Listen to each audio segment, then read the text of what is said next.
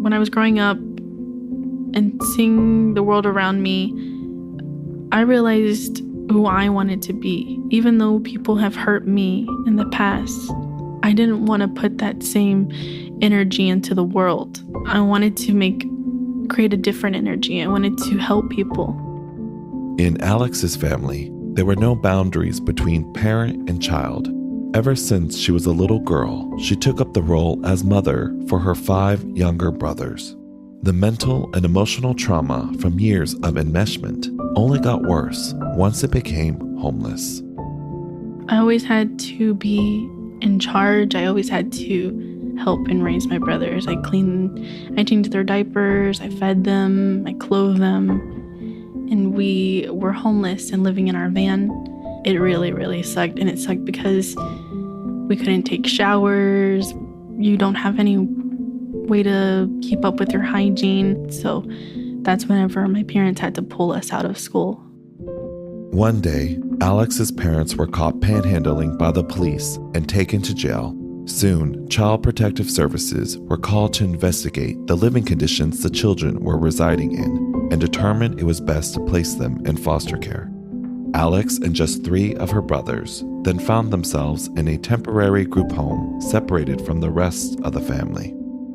I was very torn and heartbroken, and my emotions were just conquering me. And so that's whenever I had gotten more depressed, and it led me to hurt myself. That day they had arranged for me to be placed into a behavioral care hospital. I didn't know anybody there, and I wasn't comfortable with sharing how I felt with those people. But from when I returned, it seemed that we only had about 2 weeks to be at that placement. And from there, we didn't know where we were going. Welcome to Counting on Us, a podcast presented by ACH Child and Family Services, the show where we share the stories of people navigating life's challenges with ACH alongside them every step of the way. I'm Daniel Treviño.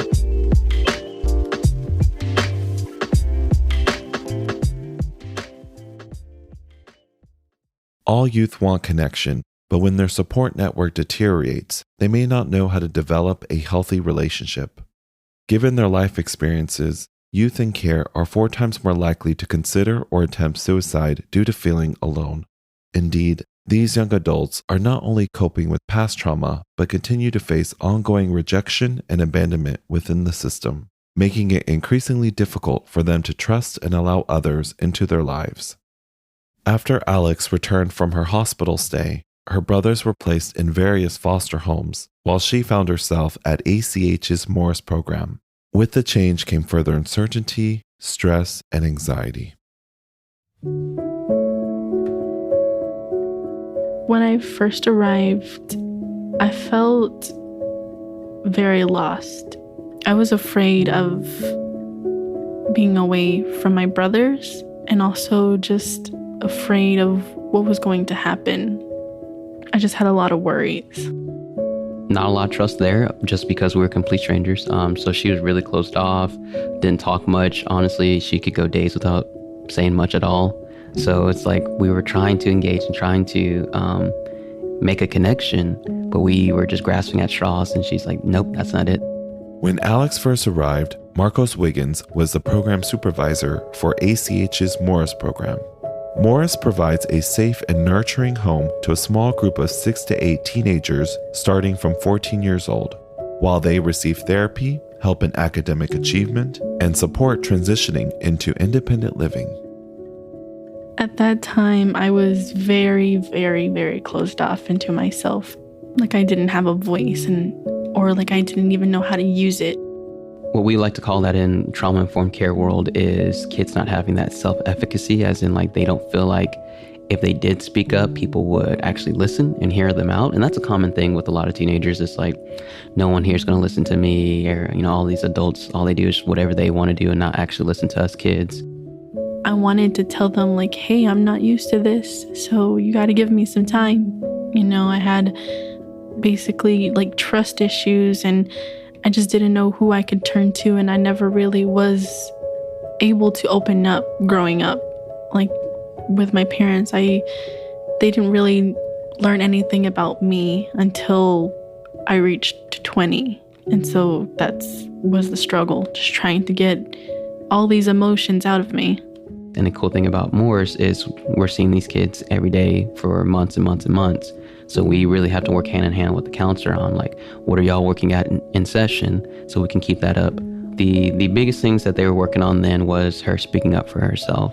We would kind of role play difficult conversations for Alex, whether it was communicating with the teacher, with kids in the group home.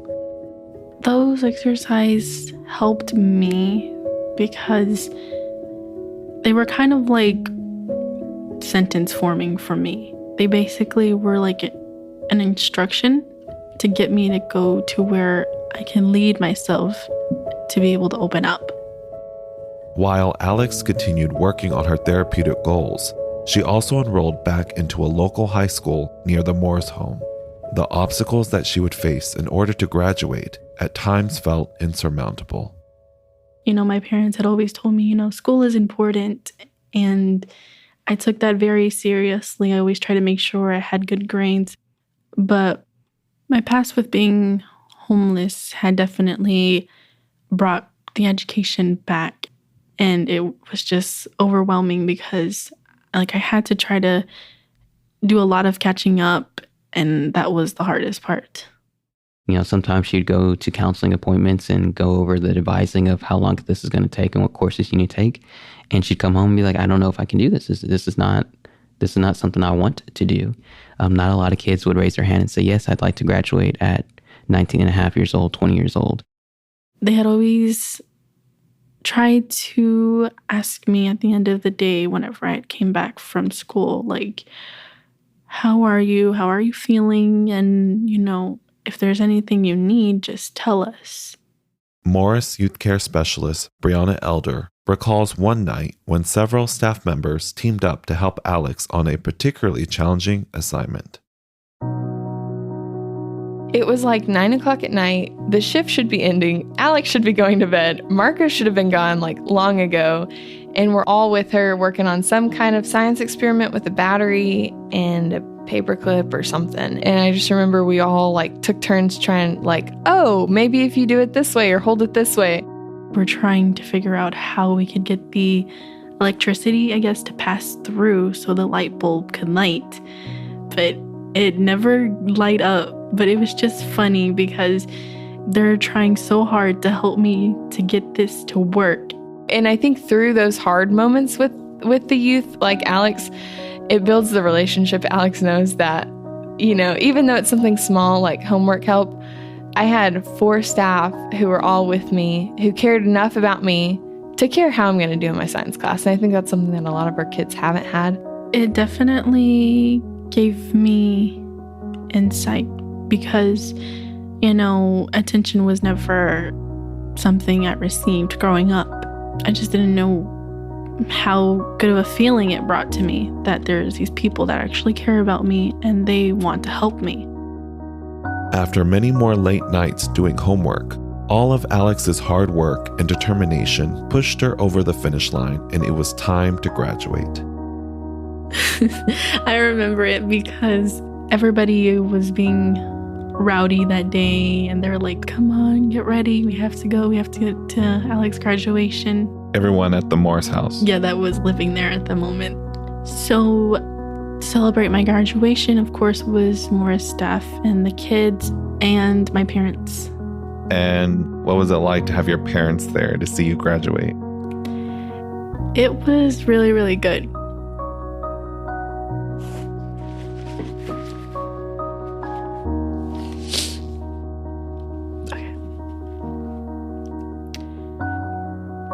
It was overwhelming. I had so many emotions in me, but importantly, I was proud of myself because my parents didn't graduate school.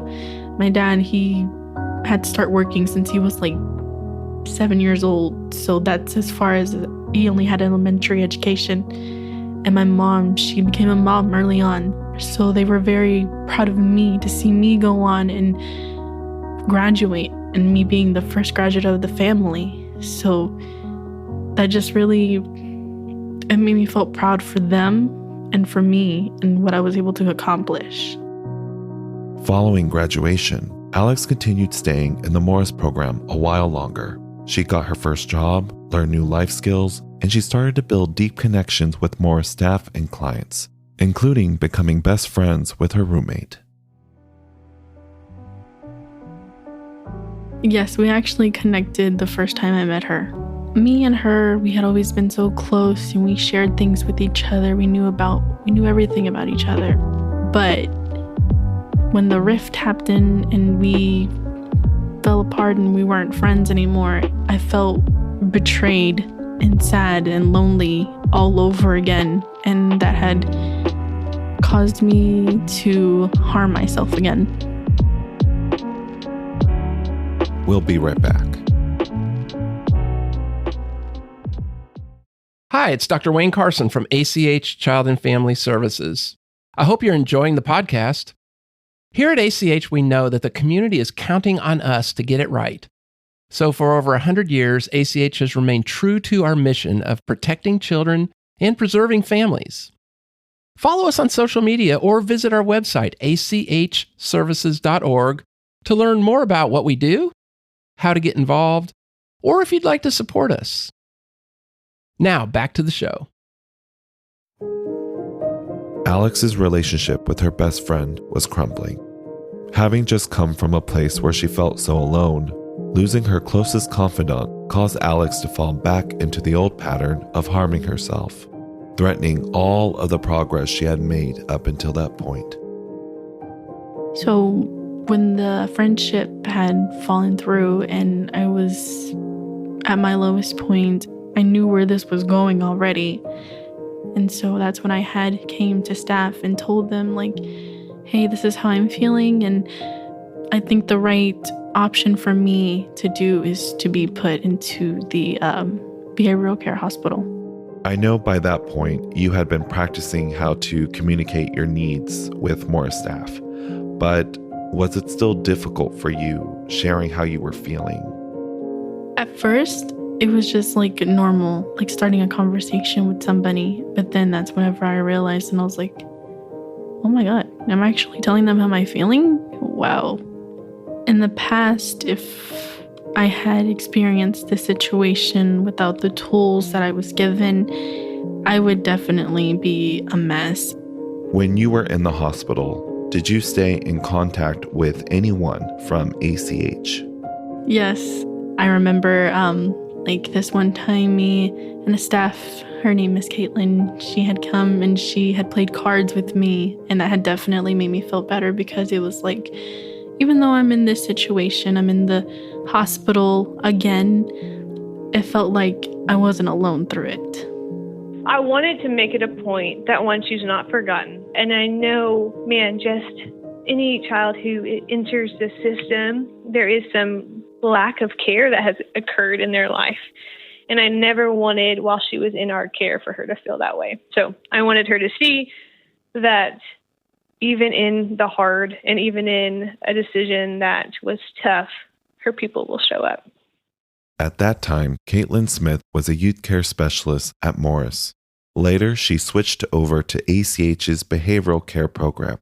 Every day, Caitlin works with clients who struggle with mental health, and so she understands very well the fortitude it takes for clients to admit they need help. Going into it, she knew, hey, if I'm admitted, I will be there 7 to 10 days. If I'm admitted, I will have to be woken up in the middle of the night, assessed for meds, all these things that are not fun. But gosh, for a client to identify they need help, wow, that just is a lot of strength and self-awareness. There's not many 19-year-olds who would say, hey, I think I need help beyond what I'm getting. It definitely helped to have the staff there telling me, oh, you're doing this. And I always kind of disliked it when people told me you're strong, because I never felt like I was strong. But looking back on that now, especially everything that I've been through, all the trauma, everything that I've been through, I can actually take those words into my mind and believe it now because I'm still here and I'm still alive and I'm still going no matter what. What I learned from that was that I was definitely becoming this new person, especially this new person that I thought I'd never become. Eventually, Alex would stabilize her mental health and return to the Morris home. It wasn't long before she finally moved into ACH's Life Project, which is a transitional living program for young adults aging out of the foster care system. Once there, 18 to 21-year-olds receive guidance as they navigate the challenges that come from becoming independent adults.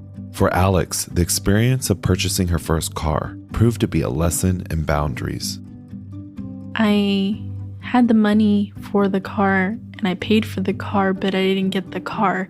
He had told me that I needed to put the money through the gift cards, so it was a scam. Did you tell the life mentors about the car ad before you started to pursue it?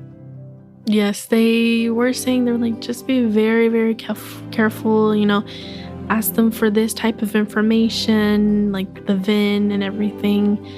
And I guess I was just, I let my excitement get ahead of me, and I just like, no, this is legit, and I wanted to believe it, and I did believe it.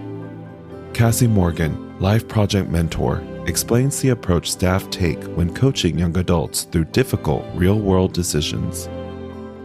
So the process that we take as a staff perspective is that we can't ever stop a client from making a decision on their own. That's a huge part of them learning to be independent. And so we don't tell them how to spend their money or how to save it. We just encourage good decision making and kind of show them what that looks like. So our first approach was just to listen and to hear why she thought it was a good idea. And then we would kind of guide the conversation to talk about, okay, what do you notice about this that might be a little bit strange? And Alex, with her compassionate side, definitely only could hear from the seller of the car that they were in need, they were in trouble, they were hurting. And so that situation pulled on her heartstrings. What moved me is because they, told me that it belonged to their son who passed away, and they had told me that it was like an emotional burden on them to keep the car, and I felt bad for them because I didn't want them to feel like they had to hold on to the car anymore, and that it would be in great hands. So Alex had a lot to learn in that area of boundaries and giving of herself or her time or her money. And being so young and coming from the background that she did, that was obviously going to be a long life lesson. So kind of coaching Alex in pitfalls really to avoid or red flags to notice when somebody maybe doesn't have our best interest at heart. I feel like my background did definitely play a part in this. It's always been about other people for me. I just want to give so much. I want to help so much in any way that I can. What's changed now is that I was able to set that boundary, and I'm able to vocalize why I have to set this boundary, and I'm not stressed as much. Alex did end up purchasing her first car, and by the time her stay at the Life Project was over, Alex had saved enough money for an emergency fund and a new apartment. Although her greatest achievement was learning how to balance helping others with prioritizing her own needs. It was with this newfound confidence that Alex started to make a real impact on the lives of others, including here on the campus of ACH Child and Family Services.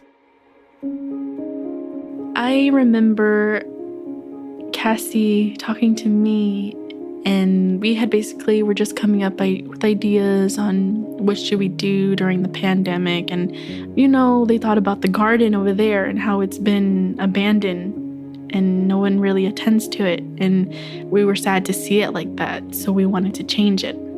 So the Sprouts Club did a lot of garden work with the Wichita campus garden, which was just a pile of sticks and mud and dirt. And Alex came in and really inspired her peers to pull all that out and turn it into something absolutely beautiful. Even though there was some times where people would complain or whatever, we eventually were able to have moments where we were laughing and we were actually having fun and together, doing this together. It felt good because, being able to get other people to do it with you is more better, because you're like, oh, you caused an action, and turn Sprouts around and actually have, something out there forming a life. And just people appreciating it and know that the kids from here actually did this, something to be proud of. Why is that important? That people see what the youth here on campus are creating? It's important because I want them to know that, even though maybe sometimes we just have a lot going on in our lives, that, we still want to be able to reach out and let people know that, hey, we're here. Even though we're not 2-year-olds or something, we're still here and we're trying to make a change. Alex, what advice would you give to someone who currently finds themselves in a similar situation as you did a few years ago? You're not alone. There's definitely been people that have been through the same thing that you've been through. And even though it seems like you want to give up so bad, because I know that I've been there too many times, but it's you can't let this life hurt you and continue to keep on hurting you and just give up. You have to keep on going. And so, for anyone that's in the same spot that I've been through, just want you to know that even if you may not know me, you're just hearing my voice, I care about you, and I can just hope that maybe from just hearing me and what I've been through, that you would take a small step or two and be able to help yourself, just like I'm doing.